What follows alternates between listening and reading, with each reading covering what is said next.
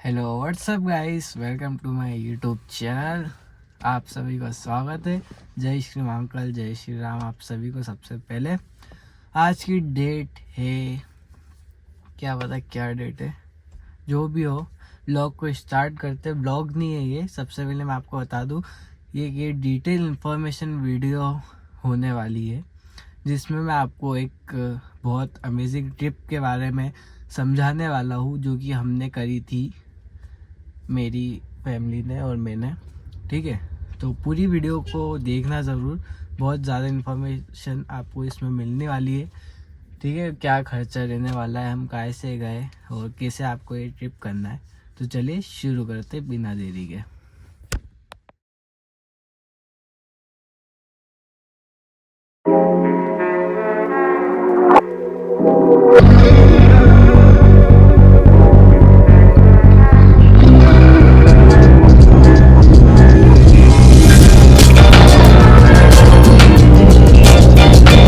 So guys, सबसे पहले हम शुरुआत करते हैं इंदौर से। हम कैसे निकलते हैं, कब निकलते हैं और कैसे निकलते हैं। तो हमने यहाँ से बुक करी थी इंदौर PNB एक्सप्रेस।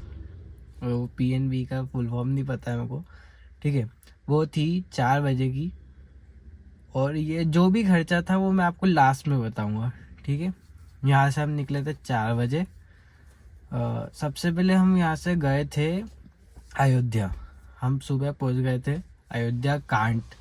वहाँ पे ना 2 स्टेशन है, एक अयोध्या का जो मेन स्टेशन है, जो पुराना वाला था, जो अयोध्या कांट है, और एक अयोध्या का नया स्टेशन है, जो कि अयोध्या मंदिर के ठीक अपोजिट साइड है। ठीक है, तो ये जो ट्रेन जो है वो हफ्ते में 2 दिन ही चलती है, जो कि इंदौर से, मतलब ऐसे बाकी की ट्रेन और ये वाली भी उज्जैन से रहती है, लेकिन ये हफ्ते में 2 बार ही इंदौर से चलती है। बाकी दिन आपको फिर यहाँ से उज्जैन जाना पड़ेगा। तो हमने इंदौर से बुक करी थी, जो कि शायद तक सैटरडे को थी। ठीक है, मैं आपको टिकट डाल दूंगा। उसके बाद हम सुबह बचे 11 बजे। 11 बजे हमने होटल नहीं लिया था।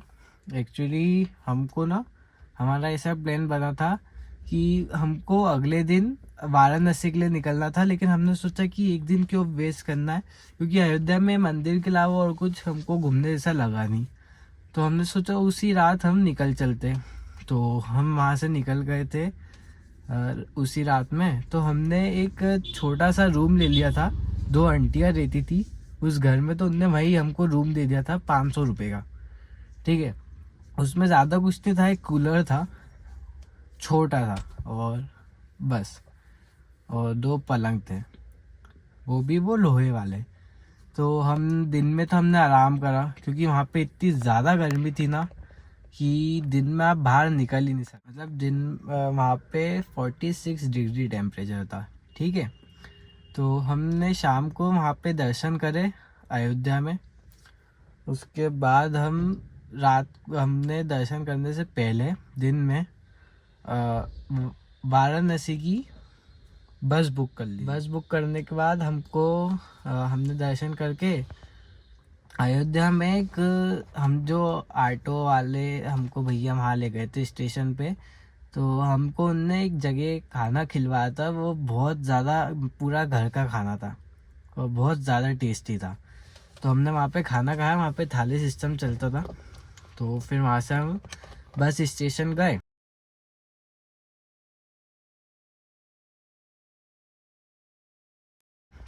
वहाँ से हमने सुबह सुबह वाराणसी पहुँच गए थे। हमको वो बस पड़ी थी 600 रुपये की पर पर्सन। ठीक है, तो 3 जनों के हिसाब से 600 रुपये हुए 1800 रुपये में हम 3 जने वाराणसी पहुँच गए। वाराणसी में हमारी किस्मत चमकी थी। मैं आपको पूरी स्टोरी बताता हूँ। वाराणसी में हमको एक ऑटो वाले भैया मिले सुबह सुबह ही, जिनका काम था हमको होटल छोड़ना। होटल भी उनने ही बताया था हमको, सबसे सस्ते से सस्ता और अच्छा। तो वहाँ पे हमको उनने 2000 का होटल दिलवाया। अच्छा सा था, क्योंकि हमको होटल वहाँ पे उस टाइम अच्छा चाहिए था, क्योंकि हमको वहाँ 2 दिन रुकना था। तो उसके बाद हम सुबह सुबह होटल पहुँचे। अब हमने वो भैया से पूछा कि यहाँ पे क्या क्या घूमने का है और क्या कैसा है। तो फिर हमने उनसे ही बात करी कि क्यों ना आप ही हमको सब जगह ले चलो और आपका जितना होगा हम दे देंगे। तो उन्होंने हमको 600-700 रुपये में पूरा काशी विश्वनाथ घुमा दिया था। जो जो भी वहाँ पे मेन चीज़ें थी करने की, मंदिर, घाट, सब वहाँ पे उनने करवा दिया था। ठीक है। अब उनने हमको, हम सुबह पहुँचे, हम नहाए धोए, उसके बाद वो भैया आए, हमको ले गए मंदिर। मंदिर में हमने दर्शन करे। वो थी 5 घंटे की लाइन। ठीक है, ये बहुत इंटरेस्टिंग स्टोरी है। 5 घंटे की लाइन में मेरी मम्मी ने पूछा एक भैया से, दुकान वाले, कि इतनी लंबी भीड़ में तो हर कोई जाता नहीं होगा, वीआईपी का कुछ तो ऑप्शन होगा। तो वो दुकान वाले भैया बोलते हाँ। तो हमने बोला क्या है? तो बोलते 300-400 रुपये पर पर्सन पड़ेगा, वो आपको 100 रुपये ऊपर से मैं लूँगा। बोला ठीक है, पहली फुर्सत में दे दो। तो हमने उनको 300 रुपये ऊपर के दिए, वो उनने हमको टिकट ला के दिया। लेकिन हाँ, ये चीज़ पे आप किसी पे भी भरोसा मत कर लेना। हमने भी जैसे तैसे भरोसा करके उनको 1100-1200 रुपये दिए थे, बहुत रिस्क पे। नहीं तो हमको तो लोग बोल के जा रहे कि पागल बना दिया, चले आएगा वो कहीं और, ये ना हो। लेकिन वो वापस आ गए थे, हमको हाथों हाथ उन्होंने टिकट दिया और हमको वीआईपी दर्शन ले गए। वीआईपी दर्शन कुछ नहीं था वहाँ, जो सबसे आगे ले गए मंदिर के पास, और मंदिर के पास उनने हमको लाइन में घुसवा दिया था। ठीक है, वो टिकट से ही घुसे थे, ऐसा नहीं कि वो टिकट से हम सबसे आगे लाइन में लग गए थे। उसके बाद हम वहाँ से दर्शन करे, फिर हम वापस आ गए थे होटल, क्योंकि गर्मी, मैंने आपको बताई गर्मी बहुत थी। ठीक है, उसके बाद हम शाम को निकले।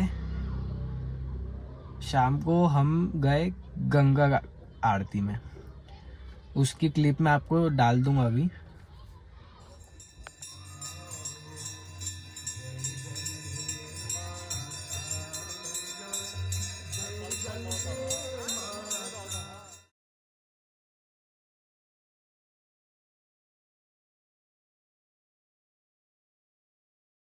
क्लिप आपने देख ली होगी, गंगा आरती में हम गए।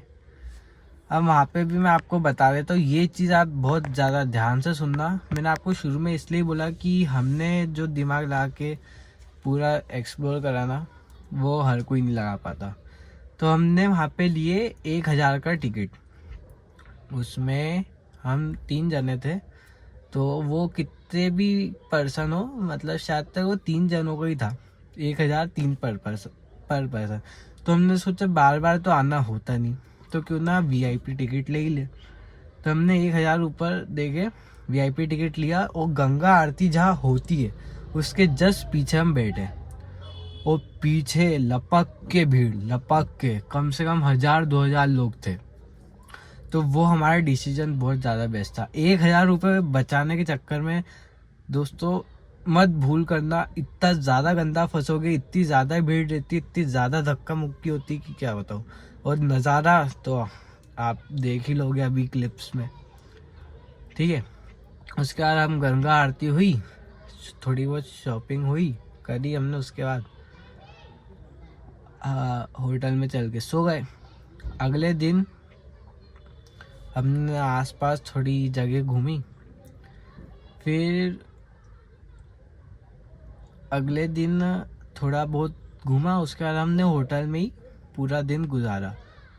फिर उसके भी नेक्स्ट डे सुबह मॉर्निंग में, जिस दिन हम निकले थे उसी दिन मॉर्निंग में सुबह 6 बजे की हमने वाराणसी से प्रयागराज की वो बुक करी थी ट्रेन, वंदे भारत। वंदे भारत ने हमको 7:30 बजे करेक्ट सुबह के प्रयागराज पहुंचा दिया था। प्रयागराज पहुंचने के बाद हमने एक ऑटो वाले को पकड़ा, जो कि बहुत अच्छे थे। हमने उनको बोला कि हमको ऐसा कुछ करना है कि हमको होटल नहीं लेना है, लेकिन हमारे साथ जो सामान है उसको हमको व्यवस्थित रखना है, क्योंकि हमको संगम में वहाँ पे नहाना था और हनुमान जी के दर्शन करने थे। तो उन्होंने बोला एक काम करो, आप होटल भी मत लो, मेरे को 100-200 ऊपर दे देना, मैं आपका सामान का भी ध्यान रखवा दूंगा, मैं आपको सब करवा दूंगा, बोटिंग वगैरह, और हनुमान जी के दर्शन भी करवा देंगे। तो अल्हम्दुलिल्लाह, इससे अच्छी बात हो ही नहीं सकती, क्योंकि हमारी उसी दिन 4 बजे की वापस ट्रेन थी। तो उसके बाद हम गए संगम पे। हमने स्नान करा, बोटिंग करी, उसमें हमको टाइम हो गया था। फिर हम निकले, हम नगर निगम की वॉशरूम में हमने चेंज वेंज करा। मतलब मैंने तो बोट में ही कर लिया था। वहाँ पे होता क्या है कि आपको ना संगम पे ले जाया जाता है बोट से। वहाँ पे भी 1500 रुपये लगते हैं बोटिंग के। तो वहाँ पे ले गए। उसके बाद इस आगे बोलने से पहले मैं एक और चीज़ बता दूँ जो मैंने मिस कर दी।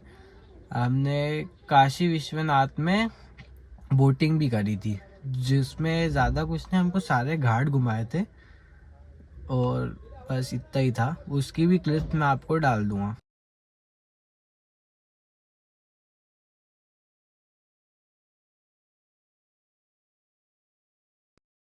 ठीक है, तो चलिए आगे बढ़ते वापस। वहाँ पे भी हमने बोटिंग करी, स्नान करा, वापस आए, वॉशरूम में चेंज वेंज करा, फिर हम गए हनुमान जी के मंदिर। वो मंदिर मतलब मैं वापस जरूर जाऊंगा। वो हनुमान जी लेटे हुए इतने सुंदर लगते हैं। वहाँ की स्टोरी ये है कि वहाँ पे ना प्रयागराज में जब बारिश होती है तो वो पानी, वो संगम का पानी हनुमान जी तक आता है हर साल। जब भी बारिश होती है वो हनुमान जी का साइज अपना बढ़ता है। ठीक है, ये है उसकी स्टोरी, और ऐसी ही कुछ है, 99% यही है। ठीक है, तो वहाँ पे गए, ये सब करा, फिर वापस हमारी ट्रेन थी जो कि हमको इंदौर लाएगी। तो वो तो प्रयागराज से थी, तो उसका कुछ ऐसा डे फिक्स नहीं था कि वो सैटरडे को ही चलेगी या उज्जैन पहुँचाएगी। वो डायरेक्ट इंदौर की ट्रेन थी। तो फिर हम वापस इंदौर आ गए। ठीक है, तो इतना था। अब बात करते हैं मेन चीज़ की क्या खर्चा था। तो खर्चे की बात करें तो यहाँ से हमको, जैसे आपने टिकट में देखा होगा, यहाँ से हमको 5000 रुपये लगे। 1500 की टिकट थी या 1600 की, है ना। तो टोटल 5000 रुपये, 4900 ऐसा कुछ लिखा है वो टिकट पे। तो 10,000 हमारे आने जाने के लग गए। उसके बाद फिर 1800 रुपये वो बस के दिए थे, जो कि अयोध्या से हमको।